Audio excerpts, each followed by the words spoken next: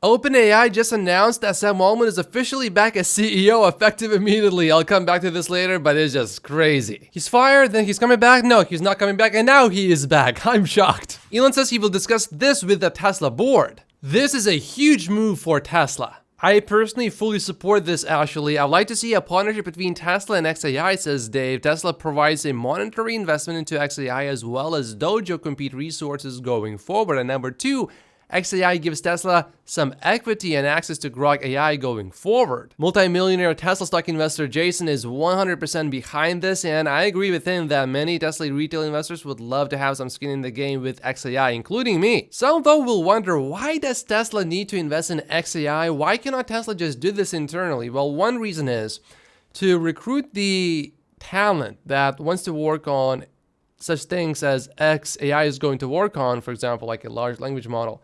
You want the absolute best of the best of the best of the best. And they want to own a portion of the company. And they want to have a huge upside if the project is successful. If you get a percentage of Tesla and you're just one employee out of over 100,000 people, how much contribution can you make to increase the valuation of the company? It's difficult. But if you own a piece of a small startup like XAI, your contribution will directly reflect in that company's valuation. So for example, if you are given just 1% of the company, that can turn into $1 billion later if the company is valued at 100 billion. But currently that 1% is not really worth that much. So there's a very clear path to increasing your stock option value by, let's say, 10 to 100 times. But there is quite a bit more than just that. Tesla investing in XAI is the no-brainer of no-brainers. Combined, Tesla plus XAI has the complete recipe for AGI because Tesla has all of the compute, foundational building block of AGI underway, which is FSD, 5 million data collecting robots, vehicles, and of course Tesla is working on Optimus Bot. But Tesla does not have access to the data stream that X has. And that is quite a big thing. X's data stream of text, images, and videos is what Tesla is missing from solving AGI entirely, so both companies need each other. Your Optimus Bot is going to be a lot smarter if it can tap into X's data stream. And Elon actually replied to Steven saying,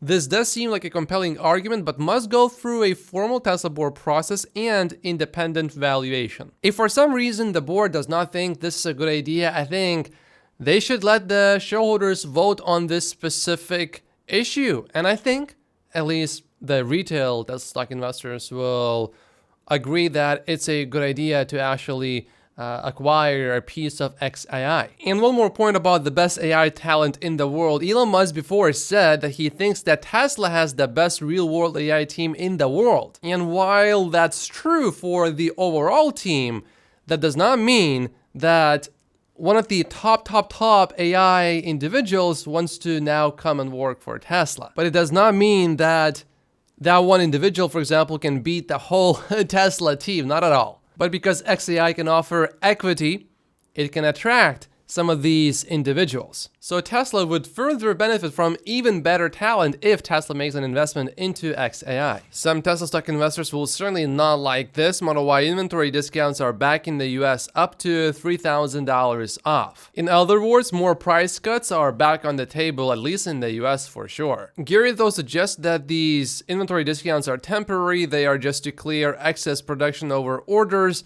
and that is all due to the post from Elon on X. I think James here has a fair point, although he put it in a rather dramatic way. Gary, this pattern repeats every single quarter. I have no idea why anyone would buy a Tesla in month 1 or 2 of a quarter. I have a pretty good idea why they would do that. They don't know that there will be discounts in month 2 or 3 because they're just buying and they're looking at what prices are right now, and they're not necessarily looking at what happened before, and they are not that familiar with Tesla's discounting practices. But if you are an investor, yeah, I think it's not really all that smart to buy a Tesla vehicle in month 1 and perhaps even in month 2. You want to buy it at the end of the quarter when Tesla has a delivery wave and wants to maximize its deliveries. But that has sort of been true for a relatively long time now. If you're not getting a discount, you're getting supercharger miles or some other thing from Tesla. James says this means supply exceeds demand. There is no positive spin to this, and it is felt on the income statement. The IRA point of sale, Cybertruck, and start of advertising will hopefully turn this around. Tesla needs to grow volume next year, and 2023 will be a tough comp. If Tesla nails advertising, I think there will be more demand than Tesla can satisfy. But it could take some time for Tesla to really figure out advertising. And we have seen that in the US, less than 40% of the people are even aware of the $7,500 tax credit. So you can even have probably fairly bad advertising and just let people know, hey, you can get $7,500 off with this tax credit. Do you want it? So even fairly bad advertising is likely to be somewhat effective. It becomes more challenging once people know about all of these incentives and all of the good features about Teslas. Because then, instead of informing people for the first time, look, this is a better deal than everything else, you are now trying to change people's minds to know about everything but are still not convinced. That is a lot more difficult. There are more reasons for Tesla stock being down today than just potential price cuts. Nvidia stock is actually down today as well, and Gary believes that is bad for Tesla. Number 3. Florida Autopilot lawsuit in state court allowed to move forward with potential for punitive damages. There's a pretty strong headline about this story. A judge finds evidence that Tesla and Musk knew about an autopilot defect. A Florida judge found reasonable evidence that Elon Musk and other managers knew the automaker's vehicles had a defective autopilot system but still allowed the cars to be driven unsafely according to a ruling. And now a jury will have to decide if Tesla really is at fault or not. It will go to trial. It's not really looking great for Tesla here, but nothing has been decided yet. It has to go to trial first. So I don't take this as actually really bad news. And Tesla has won a few cases before, so there's a very good chance that Tesla will actually end up winning this. Tesla has removed the FSD beta section from owner's manuals outside of North America, including China, which possibly indicates that FSD is not coming immediately to some of these other countries. But this also reminds me of some of the things that Tesla accidentally perhaps put on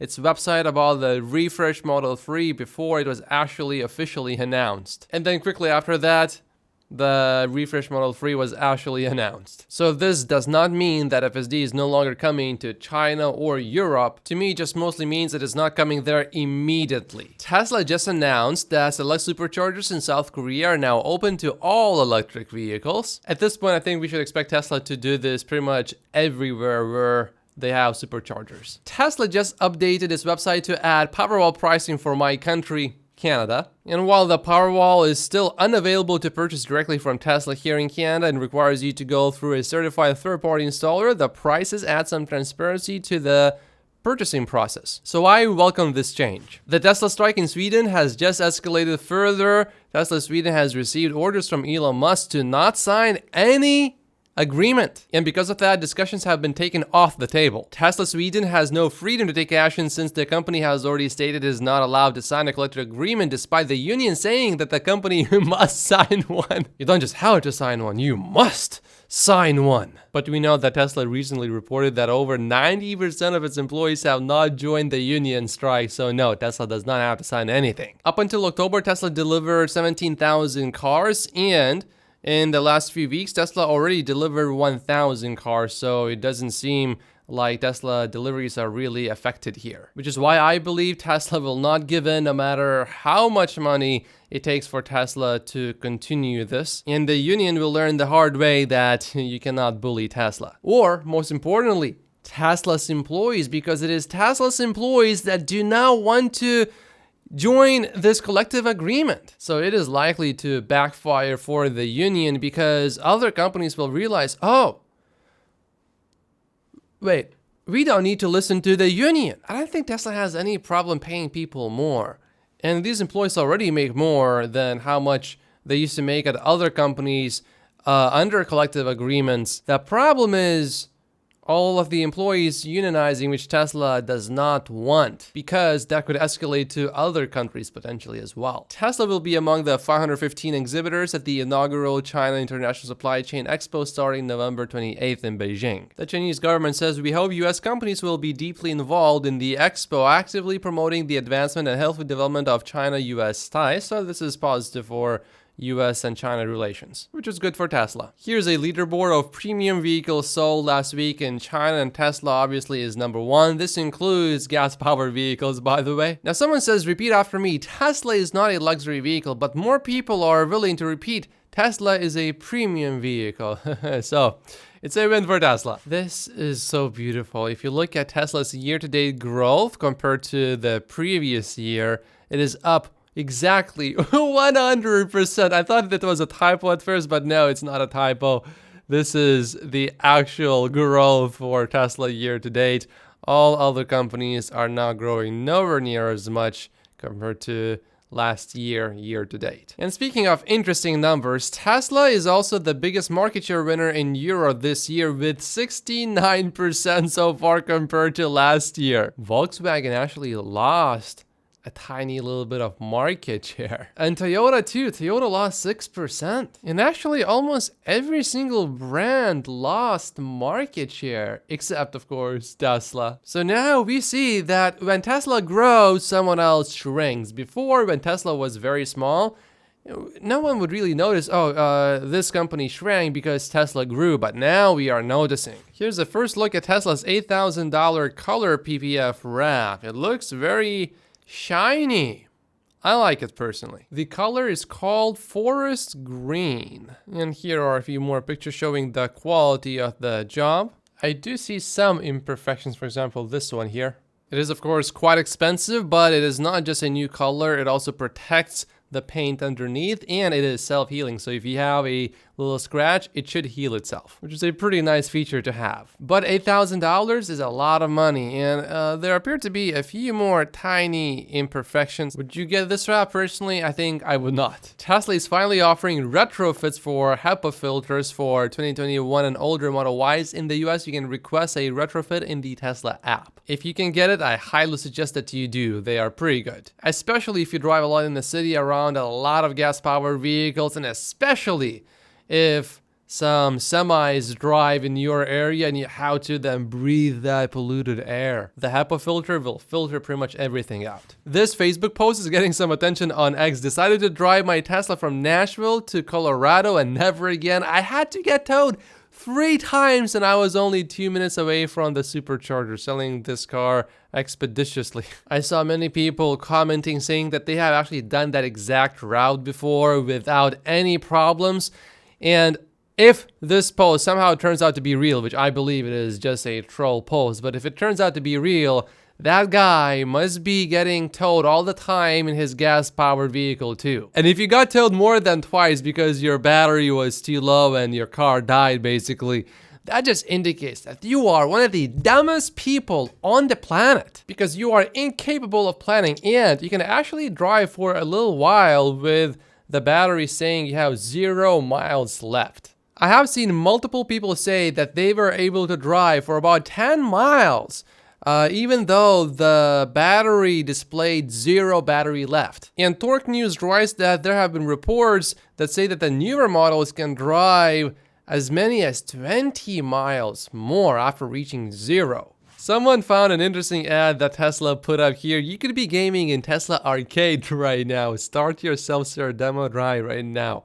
I think that second part really, at least to me personally, it really sells the vehicle, or at least to try it, because I don't want to deal with someone annoying that's gonna make me or pressure me into buying something. No pressure. Go drive by yourself, see if you like it, and then decide. And somebody here says, I saw someone giving it a try last week at Buc-ee's. He was excited, but his kid was even more excited. New Jersey moves to ban gas-powered vehicles from 2035 in the state. The new rule also says that zero-emission vehicles have to account for at least 42% of the total new car sales starting from 2027. Now, I personally don't think we need to make laws to make people buy electric vehicles. I think the economics will just take care of that. But as a Tesla stock investor, I cannot really complain too much here. Indirectly, this is also actually good news for Tesla because Elon is getting more support from the government. Two senators here have sent the FAA Associate Administrator a letter imploring them to act now to eliminate red tape and reduce rocket launch license delays.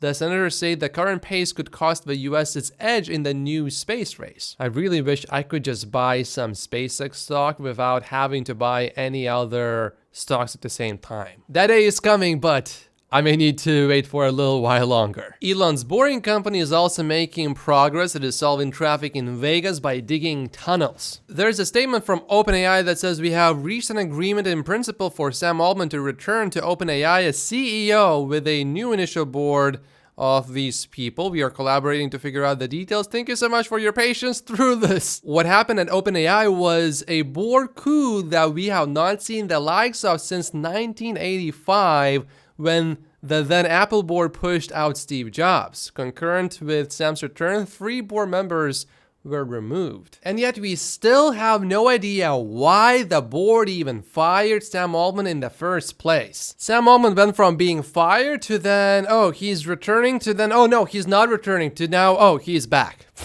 What?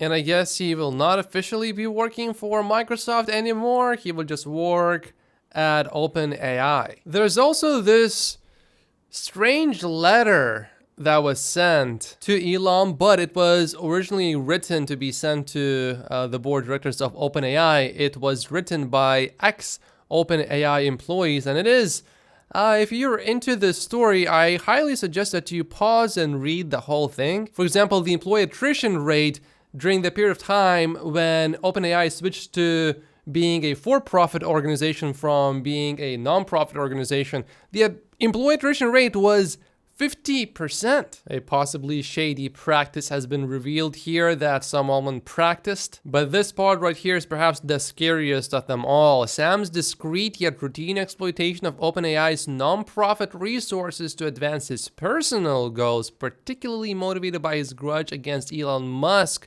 following their falling out. There are so many unanswered questions about this story. I will be following it closely. In a first, EV car registration surpassed diesel in Europe. Diesel cars are actually very popular in Europe. In the US, pretty much all cars are powered by gas, but in Europe, even regular passenger cars like sedans and even smaller SUVs, a lot of them are powered by diesel. So this is a huge deal. In 2015, diesel cars held a 50% market share in Europe, but fast forward to today, that has dropped to 12%. And these cars, they pollute a lot and they stink. Every single car that my family had in Europe was a diesel car. At least where I lived specifically, it was cheaper to operate a diesel vehicle overall than a gas-powered vehicle. I remember, to me, it was a bit of a surprise when I came to the US for the first time and I realized every single car is actually a gasoline vehicle. There are almost no diesel cars here. I was also shocked